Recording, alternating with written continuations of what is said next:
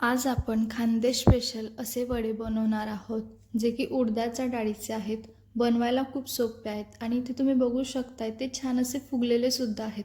आता वडे म्हटले तर बऱ्याच जणांचे ते फुगत नाहीत किंवा मऊ होत नाही. तर आता वडे फुगण्यासाठी आणि छान असे मऊ होण्यासाठी कोणती पद्धत वापरावी हे मी तुम्हाला सांगितलं आहे.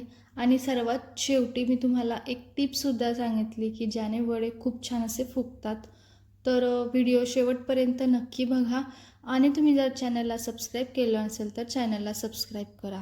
आता वडे बनवण्यासाठी ना मी 2 वाट्या उडदाची डाळ घेतलेली आहे. इथे जी पांढरी उडदाची डाळ असते ना मी ती वापरलेली आहे. वजनी प्रमाणाचं 250 ग्रॅम म्हणजे पावभर इतकी ही डाळ आहे. तर आता डाळ आहे ना स्वच्छ धुवून घ्यायची 4 ते 5 पाण्याने ती व्यवस्थित अशी धुवून घ्यायची आहे. डाळ धुतल्यानंतर त्यामध्ये पाणी टाकायचं आहे. पाणी थोडंसं जास्त टाकायचं आहे आणि डाळ भिजण्यासाठी ठेवून द्यायची आहे. साधारण 7 ते 8 तास इतकी आपल्याला ही डाळ भिजवून घ्यायची आहे. जर तुमच्याकडे इतका वेळ नसेल तर तुम्ही 4 तास किंवा 3 तास म्हणजे डाळ मऊ होईपर्यंत ती भिजवून घ्यायची आहे. कमीत कमी 4 तास तरी ही डाळ भिजवली पाहिजे.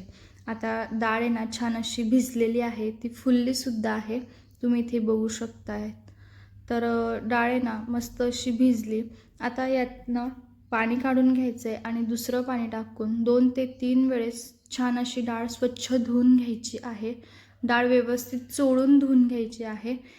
डाळ छान अशी धुतली गेली की वडेसुद्धा छान मऊ होतात. त्याच्यामुळे डाळ धुताना ती स्वच्छ धुवून घ्यायची आहे. आता डाळ धुतानाची क्लिप माझ्याकडनं मिस झाली, म्हणजे कॅमेरा ऑन करायचा राहिला होता. त्यामुळे डायरेक्ट अशी चाळणीवर ही डाळ काढलेली आहे. डाळ धुतल्यानंतर चाळणीवर ठेवायची आहे, म्हणजे त्यातलं जे पाणी आहे एक्स्ट्राचं ते निघून जाईल.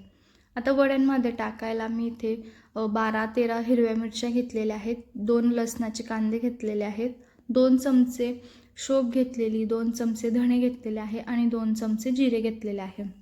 यामध्ये थोडंसं आलं असेल तर आलंसुद्धा घालायचं आहे. आता हे सर्व मसाले बारीक करून घ्यायचे आपल्याला मिक्सरवर. इथे मी मिरचीचं प्रमाण थोडंसं जास्त घेतलेलं आहे. आता वडे बनवत असताना ते थोडेसे तिखटच बनवायचे, म्हणजे चवीलासुद्धा ते छान लागतात. तिखट वडे खायला छान लागतात. त्याच्यामुळे मिरचीचं प्रमाण थोडंसं जास्त घेतलं तरी चालेल. तुमच्याकडे जर लाल मिरची असेल तर याच्यामध्ये थोडीशी लाल मिरची टाकली तरी चालते. आता हे सर्व मिरची मसाले वाटून घेतलेले आहेत ते काढून घ्यायचे आहे आणि त्याच मिक्सरच्या भांड्यामध्ये ना डाळ टाकायची आहे. आता डाळसुद्धा वाटून घ्यायची आहे. डाळ वाटत असताना ती खूप जास्त बारीक किंवा खूप जास्त जाड वाटायची नाही. डाळ वाटताना पाण्याचा वापर करायचा नाही. जर वाटलंच तर अगदी पोहे खायचा 1-2 चमचा पाणी इतकं टाकायचं आहे. पण शक्यतो डाळ जर छान भिजलेली असेल तर पाण्याचा वापर करायची आवश्यकता लागत नाही. त्याच्यामुळे पाणी न टाकताच ही डाळ वाटून घ्यायची आहे.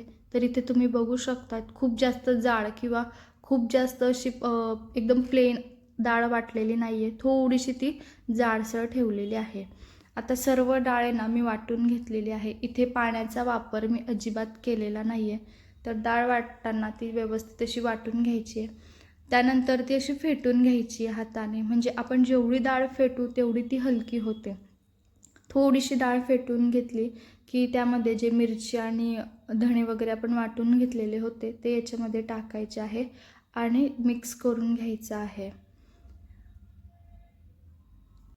आता ही डाळ आणि मिरची मसाले सर्व व्यवस्थित असं मिक्स करून घ्यायचं आहे. आणि अजून एक तुमचे ना खरंच मनापासून आभार. तुम्ही माझे व्हिडिओ बघतात, व्हिडिओला लाईक करतात, त्याबद्दल खरंच तुमचे खूप खूप मनापासून आभार. लाईकमुळे किंवा कमेंटमुळे ना आम्हाला पेमेंट मिळत नाही, पण काय होतं ज्यावेळेस आम्ही व्हिडिओ बनवतो आणि तो अपलोड करतो, तुम्ही तो बघता, लाईक करता, कमेंट करता, तेव्हा ना खूप छान असं वाटतं आणि अजून नवीन नवीन व्हिडिओ बनवावेसे वाटतात. खूप आनंद होतो ज्यावेळेस आपले व्हिडिओ लाईक होतात, कमेंट येतात तेव्हा. तर जे लाईक करतात, कमेंट करतात त्यांचे मनापासून आभार. आता डाळमध्ये मिरची व्यवस्थित असं मिक्स करून घेतली की त्यामध्ये भरपूर अशी कोथिंबीर घालायची आहे. आणि सर्वात महत्त्वाचं म्हणजे वडे फुगण्यासाठी वड्यांमध्ये मिठाचं प्रमाण हे अगदी परफेक्ट असं पाहिजे. जर वड्यांमध्ये मिठाचं प्रमाण कमी झालं तर वडे अजिबात फुगत नाही. त्यामुळे ना या पिठामध्ये म्हणजे वड्यांच्या या पिठामध्ये मिठाचं प्रमाण अगदी परफेक्ट असं पाहिजे. तर तुम्ही तुमच्या अंदाजानुसार मीठ टाकून घ्यायचं आहे आणि हे पीठ आहे ना छान असं फेटून घ्यायचं आहे. आता वड्यांचं पीठ जितकं जास्त वेळ तुम्ही असं फेटून घेणार, म्हणजे जेवढं ते हलकं होणार तेवढे वडेसुद्धा छान होणार, मऊ होणार, फुगणार. त्याच्यामुळे काही अशा बारीक बारीक गोष्टी असतात, त्या जर व्यवस्थित अशा केल्या तर वडे छान असे मऊ होतात आणि फुगतात सुद्धा. तर इथे पीठ हळूहळू तुम्ही बघताय, जसं जसं मी ते फेटे तसं तसं ते हलकंसुद्धा होतं आहे. तर व्यवस्थित आहे ना ते असं फेटून घ्यायचं आहे. आता अजून एक महत्त्वाची गोष्ट अशी, तुमच्याकडे जर वेळ असेल तर स्वयंपाक करायचा ना सर्वात आधी हे पीठ फेटून म्हणजे हे पीठ बनवून ठेवून द्यायचं आहे. बाकीचा सर्व स्वयंपाक करून घ्यायचा आहे. म्हणजे पीठ आहे ना 2 ते 3 तास छान असं मुरेल. जर पीठ छान मुरलं तर वडेसुद्धा छान मऊ होतील, फुगतील. तर जर वेळ असेल तर सर्वात आधी पीठ बनवून घ्यायचं आहे, मग स्वयंपाक करायचा आहे आणि सर्वात शेवटी मग वडे तळायला घ्यायचे आहेत. म्हणजे पीठ छान मुरलं की वडेसुद्धा मस्त मऊ होतात आणि ते फुगतातसुद्धा. आता इथे तुम्ही बघू शकता पीठ आधीपेक्षा अजून हलकं झालेलं आहे. तर आता इथे आपलं हे पीठ तयार आहे. आता याचे आपण वडे कसे बनवायचे तर बघू. तर मी इथे ना एक प्लास्टिकची अशी पिशवी घेतलेली आहे. त्याच्यावर वडे बनवून घेणार आहे. तुमच्याकडे दुधाची व दूध येतं तर दुधाची पिशवी वगैरे असेल तर त्याच्यावर सुद्धा बनवून घेतले तरी चालते. आता पिशवीला आहे ना आधी खूप जास्त असं पाणी लावून घ्यायचं आहे. त्याच्यानंतर आहे ना अगदी थोडंसं पीठ घ्यायचं आहे. म्हणजे आपला हा पहिलाच वडा आहे ना, तर काय करायचं आहे, थोडंसं असं पीठ घ्यायचं आहे आणि ते लावायचं आहे. त्यानंतर परत थोडंसं पाणी लावून घ्यायचं आहे. म्हणजे तो त्या पिशवीला चिकटणार नाही. तर पाणी लावताना ते थोडं जास्त लावून घ्यायचं आहे, कारण आपला पहिलाच वडा आहे. त्याच्यानंतर थोडंसं वड्यांचं पीठ घ्यायचं आहे, ते व्यवस्थित असं गोल करून घ्यायचं आहे आणि अगदी हलक्या हातांनी आपल्याला हा वडा थापून घ्यायचा आहे. पाणी लावायचं आहे हाताला आणि हलक्या हाताने वडा व्यवस्थित असा एकसारखा थापून घ्यायचा आहे.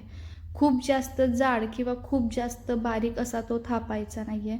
त्यानंतर वरतून त्याच्यावर एकसारखा दिसण्यासाठी असा हात फिरवून घ्यायचा आहे आणि छान असा गोल वडा थापून घ्यायचा आहे. तर पाण्याचा हात घ्यायचा आहे आणि वडा आहे ना असा काढून घ्यायचा आहे हातावर. तुम्ही इथे बघू शकताय अगदी सहज तो निघतो.